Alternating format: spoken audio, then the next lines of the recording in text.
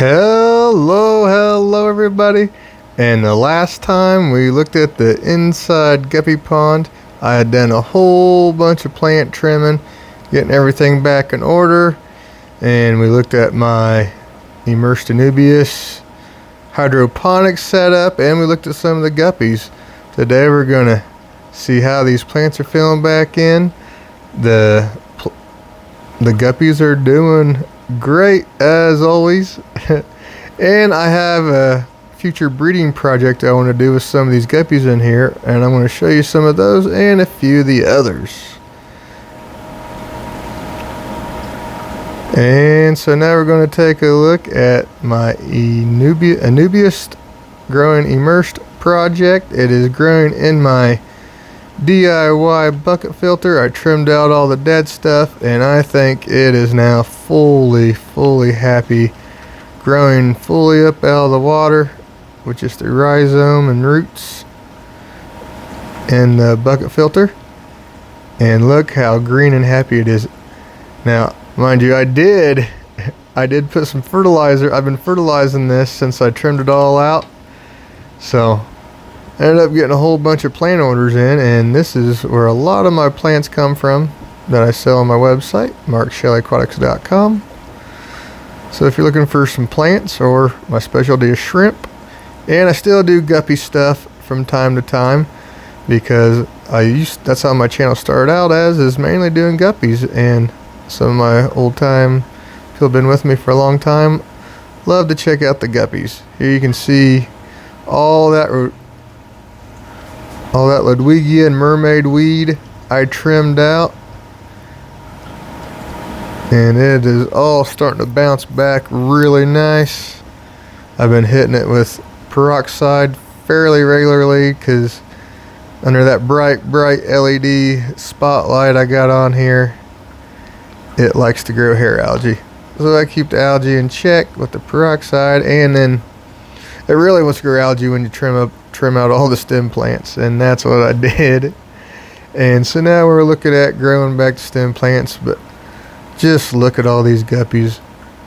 Ever since I started hitting my guppy tanks semi-regularly with bendazole to keep all the internal parasites that guppies tend to deal with, I've got those fully under control, and now I'm making this thing is a guppy factory. It just keeps pumping them out left and right.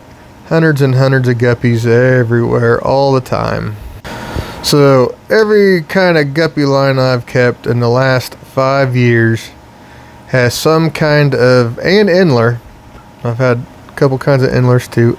Every guppy and inler I've kept over the last 5 years has some kind of genetic footprint going on here in this tank. Look at all those guys. Look at this. I stick my hands in there. You could almost grab them up by the handful if you wanted to. It's so thick with guppies. It's pretty crazy. But all these, every line I've ever kept has some kind of genetic footprint, and this has been whenever I done away with a guppy tank, or I wanted to turn it into a shrimp tank, or I wanted to keep a different guppy line, or just culls. So I would empty out all the guppies out of a tank, throw them all in here, and I throw so much food in here. It is insane, and they all just eat it all up. They make handfuls of food disappear in a matter of minutes. And I got a really good, strong 1,000 gallon per hour pump on this. The water's going through the sponge filter, the sponge filter intakes, and then going through the 5-gallon bucket full of lava rock, and then whatever's left, we got that immersed Nubius sucking up all the nutrients growing up out of the water. So, and not to mention there's also hundreds of shrimp in here and probably 50 adult plecos and who knows how many baby plecos. So this is a happening body of water. So many things going on. It's pretty fun to just sit and watch. I get so much enjoyment out of this that even though I'm not really making any money off this, it's still a hobby. Even though I sell all these shrimp, it's still a hobby, and I do this. This is a labor of love.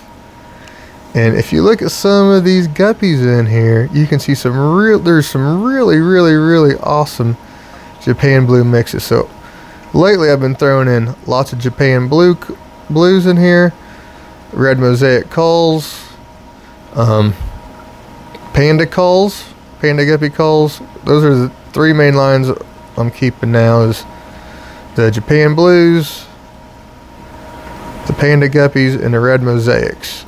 Those are the guppies. Those were always my favorite ones, and those are the ones I'm going to keep sticking with, while all my other stuff is dedicated to shrimping. But guppies I still love, and so this is what I'm doing. And here are the ones I'm selecting. Now I believe they are Japan blue red mosaic crosses, and there's a couple of some kind of blue Moscow cross thing going on. I'm not sure what else is in here. And look at this guy right here with the double swords. He's some kind of red and Japan blue cross. I'm not even sure, but these Japan blues with the mosaic red tails are amazing.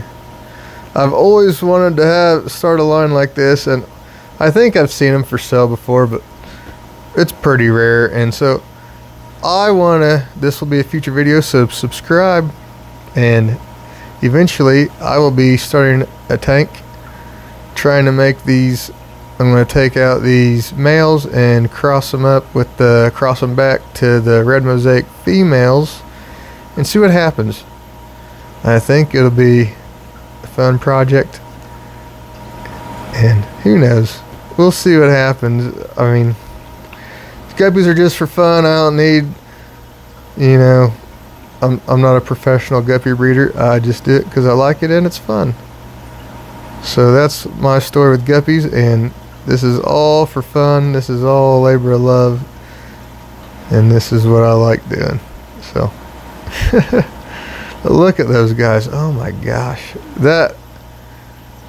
these are awesome. The Japan blue bodies and the red mosaic tails, combining 2 of my favorite guppies together, just awesome.